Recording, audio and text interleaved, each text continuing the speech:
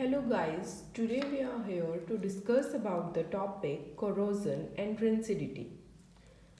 आज हम इस वीडियो में डिस्कस करेंगे corrosion और rancidity के टॉपिक के बारे में. There are a number of oxidation reactions taking place around us which affect our everyday life. हमारे आसपास बहुत सारी ऑक्सीडेशन रिएक्शंस होती हैं जो हमारी डे टू डे लाइफ को अफेक्ट करती हैं. कोरोजन और रेंसिडिटी भी उन्हीं में से एक है. ठीक है. कोरोजन फर्स्टली हम डिस्कस करेंगे कोरोजन के बारे में. कोरोजन क्या होता है? The process of slowly eating up of the metal due to the attack of atmospheric gases such as oxygen, carbon dioxide, hydrogen sulfide, water vapors, etc. on the surface of the metal so as to convert the metal into oxides, carbonates, sulfides, etc. is known as corrosion. देखो corrosion क्या होता है? कोई metal है वो slowly eating up हो रहा है, उसका वो डिस्ट्रॉय होना स्टार्ट हो जाता है स्लोली. किसकी वजह से? जो एटमॉस्फेरिक गैसेस होती हैं जैसे कि उनके अटैक की वजह से, जैसे ऑक्सीजन हो गई, कार्बन डाइऑक्साइड हो गई, वाटर वेपर हो गई, हाइड्रोजन सल्फाइड हो गई. इनकी वजह से क्या होता है, वो थोड़ा थोड़ा ईटिंग उसका वो ख़त्म होना स्टार्ट हो जाता है, डिस्ट्रॉय होना शुरू हो जाता है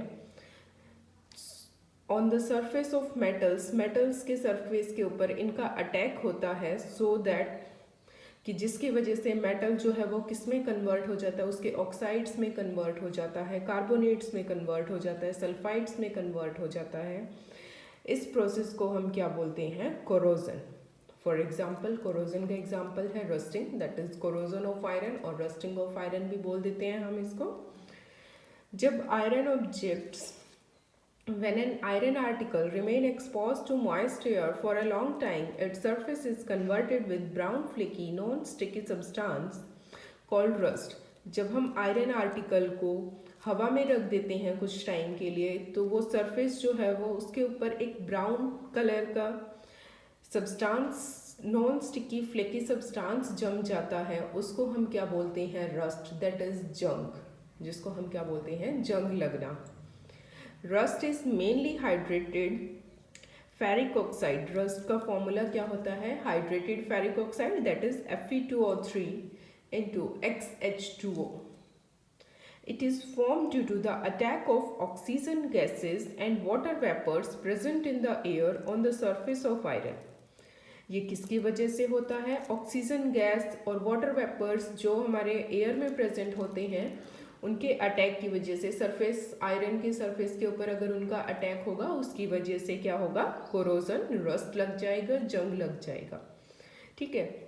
अब रिएक्शन देखो क्या है. Iron plus oxygen plus moisture.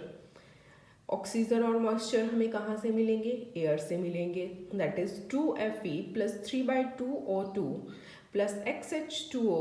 क्या बनाएंगे वो? हाइड्रेटेड फेरिक ऑक्साइड बनाएंगे जिसको हम बोलते हैं rust, that is Fe2O3 into XH2O. एक सॉलिड सब्सटेंस बनेगा.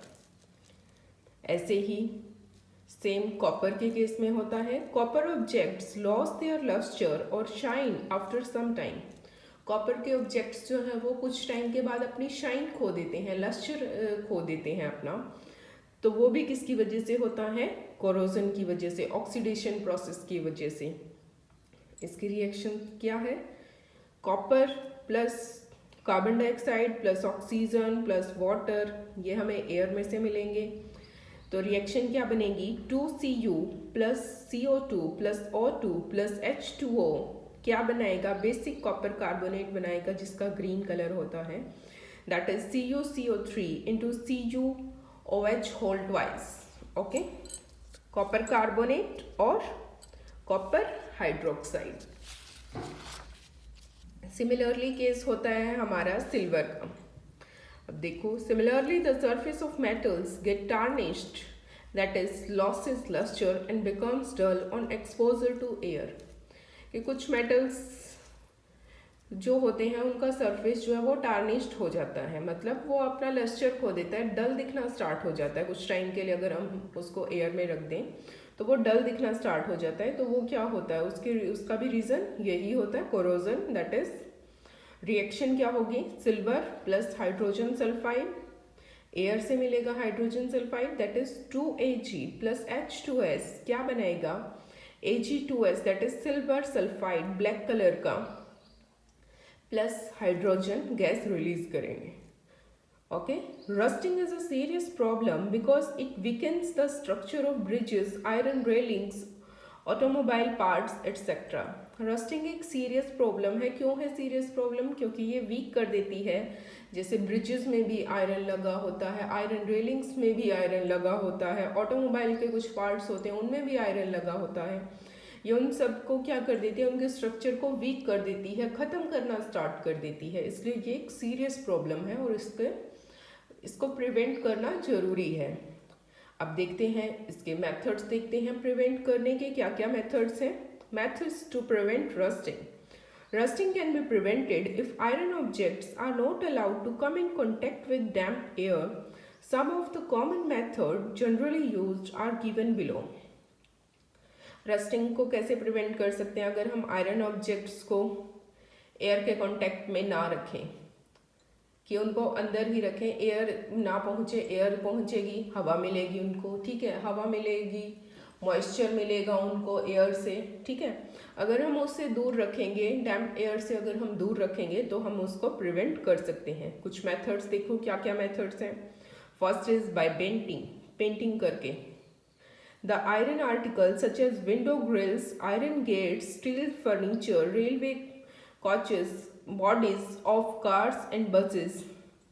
कुछ एक जैसे आर्टिकल्स होते हैं, आयरन आर्टिकल, जैसे विंडो की ग्रिल्स हो गई, आयरन के गेट्स हो गए, स्टील का कोई फर्नीचर हो गया, रेलवे कोचेस हो गए, कार बसेस की बॉडीज हो गई। इनको हम क्या कर सकते हैं, पेंट करके रस्टिंग से बचा सकते हैं, प्रिवेंट कर सकते हैं। बाय ग्रीसिंग और ऑयलिंग करके भी आयरन आर्टिकल्स को, जैसे मैकेनिकल टूल्स या फिर मैकेनिकल कुछ पार्ट्स होते हैं, उनको हम ऑयलिंग कर दें या फिर उनकी ग्रेसिंग कर दें, उससे भी रस्टिंग से हम बचा सकते हैं। Bye galvanisation. गैल्वेनाइजेशन क्या होता है, आयरन ऑब्जेक्ट्स के ऊपर एक जिंक की थिन लेयर की कोटिंग कर देते हैं, उसको हम क्या बोलते हैं, गैल्वेनाइजेशन। ये भी एक मेथड है रस्टिंग को प्रिवेंट करने का। Next is coating with tin, chromium and निकल। कोटिंग कर दे अगर हम क्रोमियम, टिन और निकल के साथ। These metals are resistant to corrosion. ये कोरोजन से बचाते हैं, इनके ये अपोजिट होते हैं। रेजिस्टेंट मतलब अपोज करना। Thus, when a thin layer of these metal is deposited on iron, the steel objects by electroplating, they are protected from rusting.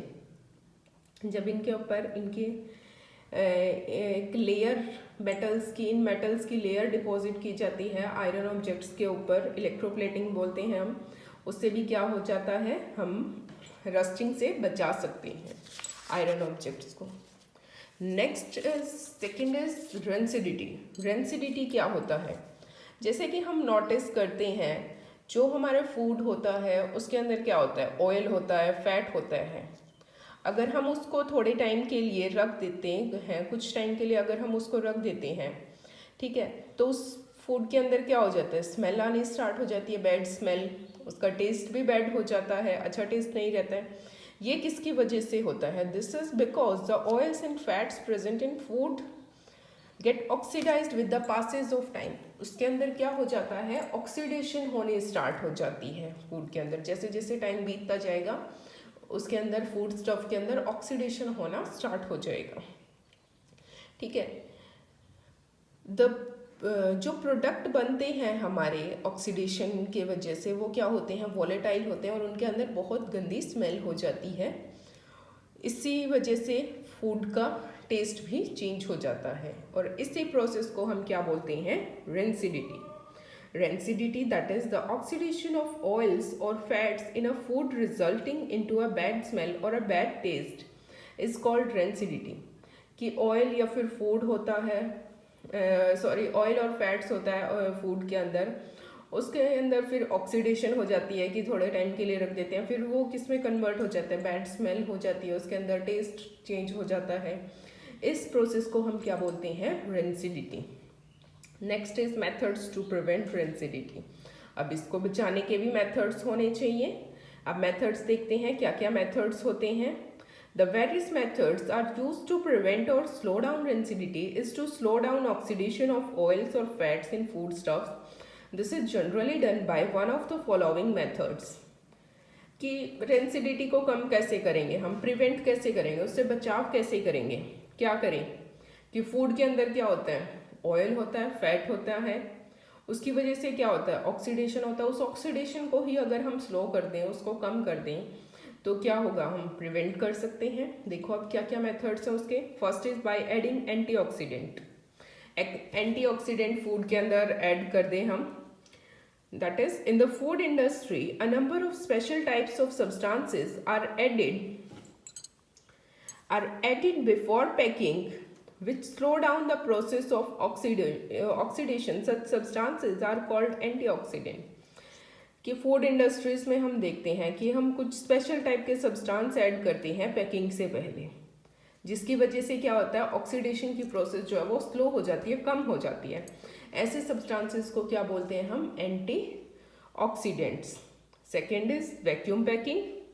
Vacuum packing करते हैं। In a number of cases after packing the food the container is evacuated. जब food को pack कर दिया, कुछ cases में ऐसे भी करते हैं, जब हमने फूड को पैक कर दिया, कंटेनर को इवैक्यूएट कर देते हैं, खाली कर देते हैं बिफोर सीलिंग, सीलिंग से पहले, सो दैट कि कोई एयर या फिर ऑक्सीजन ना रह जाए, ना चली जाए, सो दैट फूड जिसकी वजह से ऑक्सीडाइज हो जाए। Replacing air by nitrogen. Air को हम नाइट्रोजन से चेंज कर दें तो क्या होगा, in some food stuff the air present around them is replaced by nitrogen in the packet containing the food stuff. कुछ फूड स्टफ्स में क्या होता है, एयर प्रेजेंट होती है, उसको हम क्या रिप्लेस कर देते हैं, उसको हम नाइट्रोजन से रिप्लेस कर देते हैं, जिसकी वजह से क्या होता है, ऑक्सीडेशन से बचाव हो जाता है। जैसे कि हमारे चिप्स, लेज, कुरकुरे जो ये पैकेट्स होते हैं, इनके अंदर क्या होता है, नाइट्रोजन डाली जाती है ताकि हाँ उसको ऑक्सीडेशन से बचाया जा सके। Next is refrigeration of food stuff. Food stuffs को रेफ्रिजरेट कर दें हम, क्या, ये बहुत कॉमन मेथड है जो हम अपने घरों में भी यूज़ करते हैं। That is we keep the food stuff in refrigerator. हम क्या करते हैं, खाना जो होता है, फूड स्टफ जो होता है हमारा, उसको क्या कर देते हैं हम, रेफ्रिजरेटर, फ्रिजेस वगैरह इनमें रख देते हैं। तो इसकी वजह से क्या होता है कि क्या प्रोसेस होती है कि लो टेम्परेचर होता है फ्रिजेस, रेफ्रिजरेटर में, उसकी वजह से ऑक्सीडेशन क्या होती है, कम हो जाती है। ठीक है, ऑक्सीडेशन कम होगी तो वो रेंसिडिटी से भी बचा रहेगा।